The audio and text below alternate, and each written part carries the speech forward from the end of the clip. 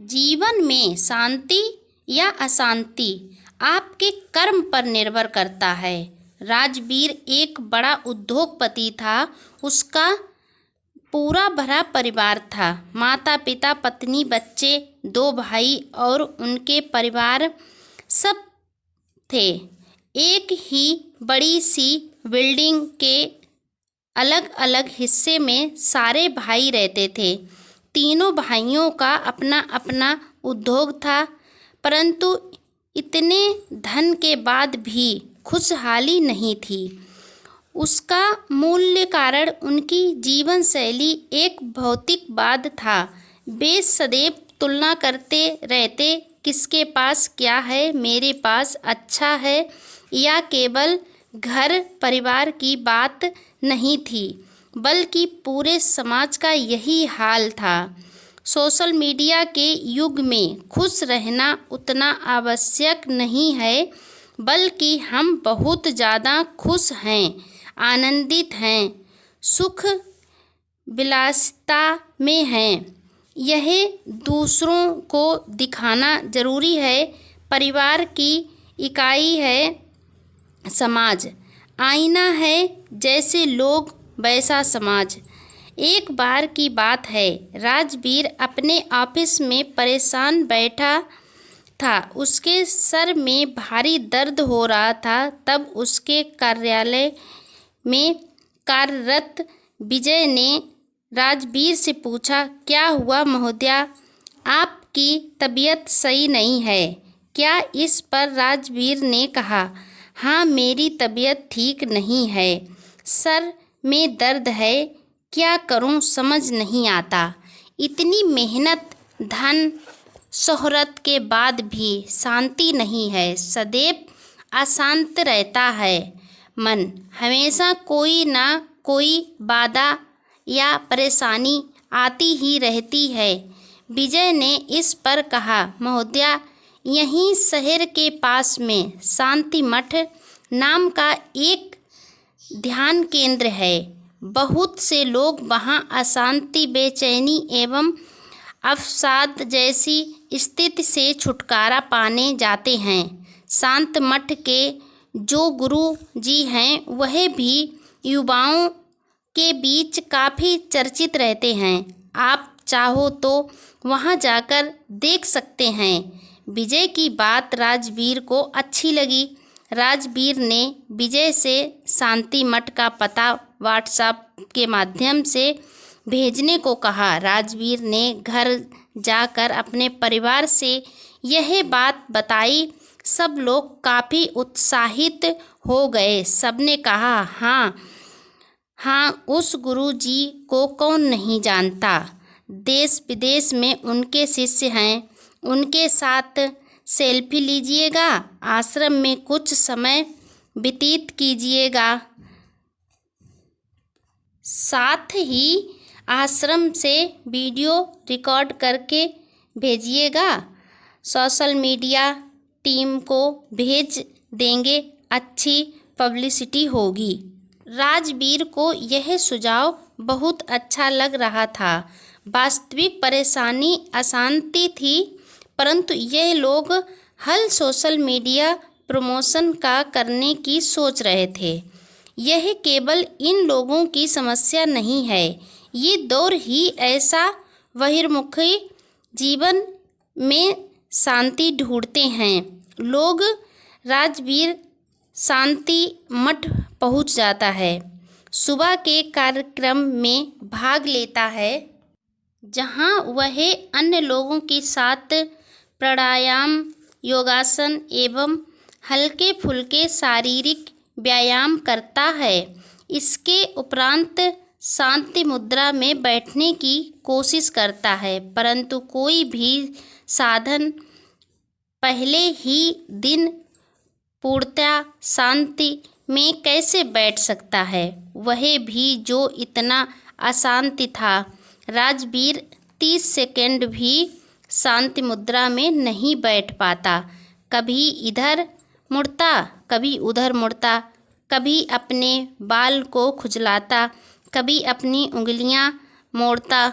ऐसे ही कुछ देर बीता और सुबह का कार्यक्रम समाप्त हुआ।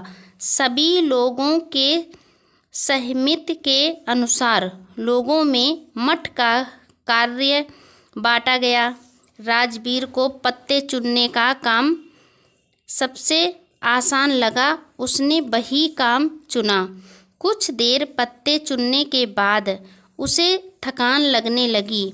उसे लग रहा था मानो वह यहीं जाकर कहीं फंस गया हो। फिर वह फ़ोन निकालकर मठ के वीडियो बनाने लगा। उसे अब यहाँ आकर पछतावा हो रहा था। वह सोच रहा था, पूरा एक दिन बर्बाद कर मैं यहाँ आया हूँ। दूर दूर तक शांति की कोई बात नहीं है, अपितु अशांति और बढ़ रही है। गुरुजी से बात हो जाती तो समाधान लेकर चला जाता।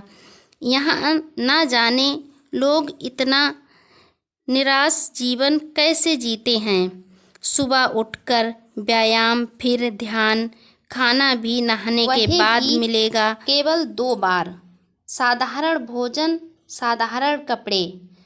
आपसे में बातें भी इतनी कम करते हैं, क्या करेंगे ये लोग। इतनी शांति का जैसे तैसे दिन काटा और शाम हो गई। अब एक एक कर गुरुजी से मिलने का समय निश्चित हुआ। जब राजवीर की बारी आई तो वह जाकर गुरु के चरणों पर गिर पड़ा। गुरुजी से कहने लगा, गुरुजी बहुत परेशानी है, इसलिए आपके पास आया हूँ। सबने कहा आपके पास सारी परेशानियों का समाधान है। गुरुजी ने पूछा, क्या परेशानी है? राजवीर ने बताया, गुरुजी धन संपत्ति नाम सब है, परंतु शांति नहीं है। मैं शांति की खोज में आया हूँ। गुरुजी मुस्कुराए और बोले, कितनी आवश्यकता है तुम्हें शांति की? राजवीर ने उत्तर दिया, गुरुजी अब तो जीवन में केवल शांति ही चाहिए और कुछ भी नहीं। गुरुजी ने कहा, ठीक है, 1 महीना मठ में रुको, फिर देखता हूँ तुम में क्या परिवर्तन आते हैं। गुरुजी की बात सुनकर राजवीर हड़बड़ा कर कहने लगा, नहीं नहीं, 1 महीना तो बहुत है। मैं इतनी देर नहीं रुक सकता, मेरा पूरा उद्योग चौपट हो जाएगा। इस पर गुरुजी ने कहा, अच्छा कठिन है, फिर 1 सप्ताह रुक कर देखो। इस पर राजवीर ने कहा, परंतु 4 दिन के बाद तो मेरे बेटे का जन्मदिन है। उस पर नहीं गया तो आप समझते हैं ना पारिवारिक विवाद कैसा होता है। लोग मेरे बेटे के साथ मेरे रिश्ते को तौलने लगेंगे। संबंधी और मित्र मुझे कंजूस समझेंगे। गुरुजी ने मुस्कुराते हुए उत्तर दिया, नहीं राजवीर, मैं नहीं समझता। मेरे पास ऐसा परिवार, ऐसे संबंधी या मित्र नहीं हैं। तब राजवीर कहता है, अरे गुरुजी, अच्छा ही है आपके पास परिवार नहीं है, शांति तो है। कम से कम इस परिवार के चक्कर में तो सारी शांति ही अशांति में परिवर्तित हो गई है। यह सब सुनकर गुरुजी राजवीर से पूछते हैं, यदि शांति की इतनी चाह है और परिवार अशांति का कारण है तो इस परिवार को छोड़ क्यों नहीं देते? इस पर आश्चर्यचकित होकर राजवीर ने कहा, यह कैसी बात कर रहे हैं गुरुजी आप? फिर लोग क्या कहेंगे, ये दुनिया क्या कहेगी? मेरी इतनी इज्जत है, इतनी मेहनत से मैंने इसे कमाया है, मैं इसे नहीं छोड़ सकता। गुरुजी ने फिर से प्रश्न किया, तो फिर परिवार में शांति एवं सामंजस्य बनाने का प्रयास क्यों नहीं करते? उत्तर देते हुए राजवीर ने बताया, गुरुजी सब अपने मन के मालिक हैं। मेरे भाई मुझसे जलते हैं, मेरी पत्नी केवल अपने मायके के बारे में सोचती है। सब दूसरों को दिखाना चाहते हैं। घर की शांति के बारे में कोई नहीं सोचता। परिवार में कभी शांति हो ही नहीं सकती। तब आईना दिखाते हुए गुरुजी ने तीखे शब्दों में कहा, तुमने कहा तुम्हारा परिवार तुम्हारे लिए अशांति का कारण है, परंतु तुम उसे छोड़ नहीं सकते। तुम कहते हो कोई परिवार की शांति के बारे में नहीं सोचता, और तुम स्वयं ही अपने भाई एवं पत्नी की बुराई कर रहे हो। तुम कहते हो बाकी सब लोग केवल दूसरों को दिखाना चाहते हैं, परंतु तुम अपने परिवार को इसलिए नहीं छोड़ सकते क्योंकि लोग क्या कहेंगे। क्या यह दूसरों को दिखाने के लिए नहीं है? मनुष्य का परिवार के साथ रहने का कारण केवल परिवार के प्रति उसका स्नेह एवं उसकी कर्मबद्धता होनी चाहिए, परंतु तुम्हारा यह कारण नहीं है।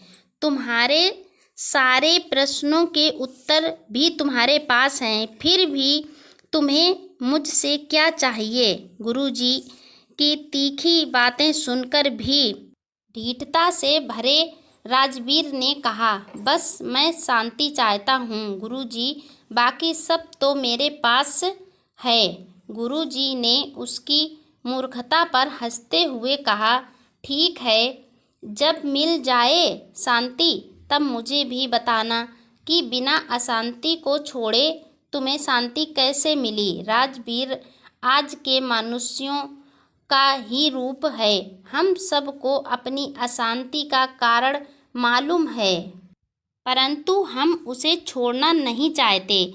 शांति के लिए हम सब तरसने का दिखावा करते हैं, परंतु उसके रास्ते पर कोई चलना नहीं चाहता। दुनिया में दिखावा इतना बढ़ गया है कि आज लोग अपने दुख एवं परेशानियों की भी प्रदर्शनी लगाते हैं। लोग केवल दिखावा करना चाहते हैं कि हमारे पास दुख और परेशानियां इतनी अधिक हैं, परंतु कोई भी ना हल सुनना और ना ही बताए हल के रास्ते पर चलना चाहता है। कहानी अच्छी लगे तो लाइक और शेयर कमेंट ज़रूर करें। ऐसी और भी कहानियाँ सुनने के लिए चैनल सब्सक्राइब करें। हमारे सभी वीडियो का नोटिफिकेशन समय पर मिलता रहे, इसलिए बेल आइकन ज़रूर प्रेस कर दें।